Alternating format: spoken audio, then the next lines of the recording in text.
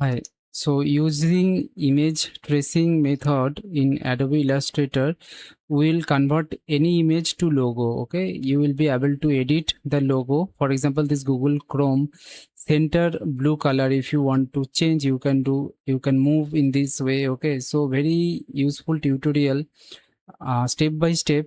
Watch this till the end. Okay, so first of all, you position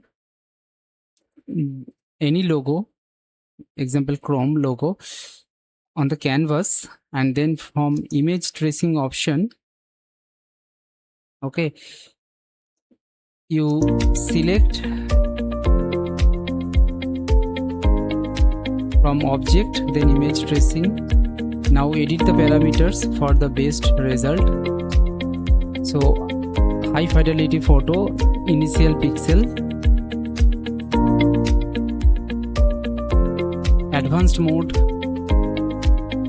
noise, initial pixel clustering again happened. Okay, so you adjust the image tracing, paths, corners, noise. Okay, you expand it.